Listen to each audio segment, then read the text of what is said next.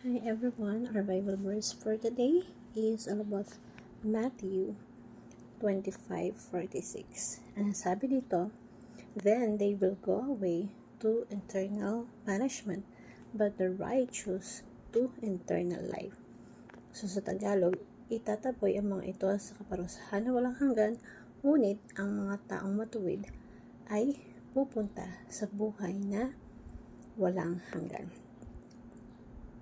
So, paano kung totoo talaga ang impyerno? According to this view, yung tao na immortal. Yan. So, pag namatay ka, wala ka na talaga.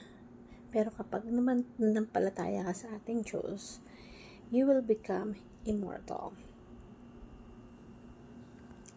So, nagkakaroon ng internal life. You're nothing, you didn't exist pag dating sa final judgment. You stop to exist. Diba? So, sabi nga sa, ano nga ba ibig sabihin talaga ng internal life? Yung internal life, punishment din ito na walang hanggan. Pero, ito yung mga, para sa mga taong naniniwala sa ating Diyos. So, meron talagang dalawang destination. Una, yung bliss. Walang hanggan sa piling ng Panginoon Diyos. And torment, walang hanggan na pagdudusa. Ito yung mga tao na wala sa piling ng Diyos. So, sabi nga sa Luke chapter 16:22-23, the time came when the beggar died, and the angels cried to him Abraham's side. The rich man also died, and was buried in Hades, where he was in torment. He looked up and saw Abraham far away, with Lazarus by his side. Ito yung kaligayahan sa piling ng Diyos. Sa piling ng Diyos, may paraiso. Maganda, maayos, pero kapag wala sa piling ng Diyos, may torment, may pagdudusa, may paghihirap. So, may internal life at meron ding internal death. Okay? Kaya nga sabi dito sa John 5:29, and came out those who have done with what is good will rise to live, and those who have done what is evil will rise to be condemned. Napakaganda po ng verse natin kasi paano nga kung totoong mayroong impyerno?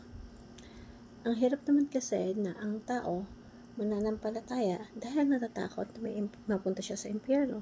Mas maganda kasi na manampalataya siya dahil nakilala niya ang ating Panginoong Hesukristo. Pray for the lost. Marami tayong kakilala o mahal sa buhay na lost people, lost sheep.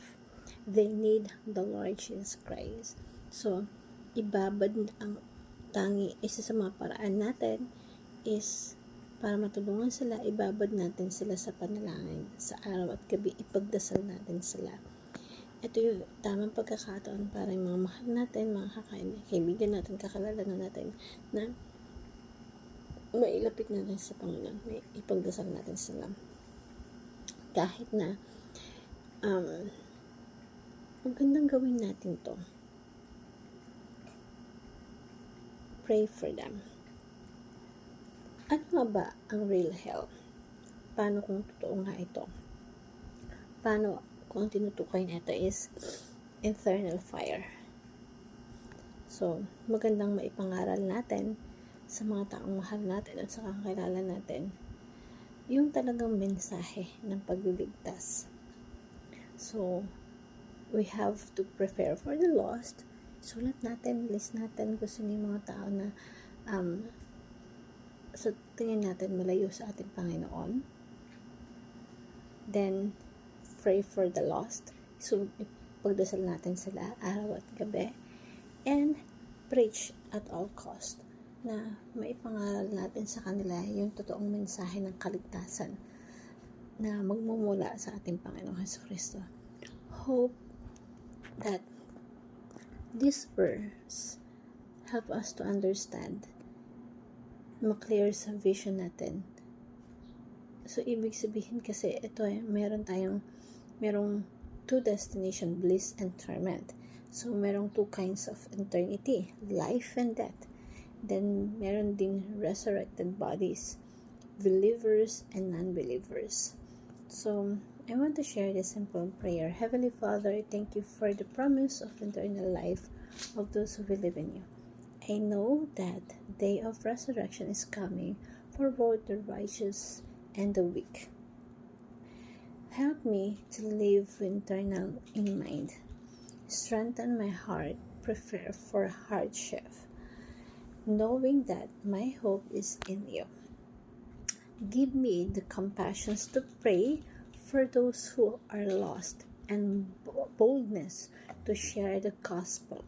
No matter the cost, use my life to your glory, and I may be faithful until the end. And I pray in Jesus' name, amen. Thank you everyone, and God bless.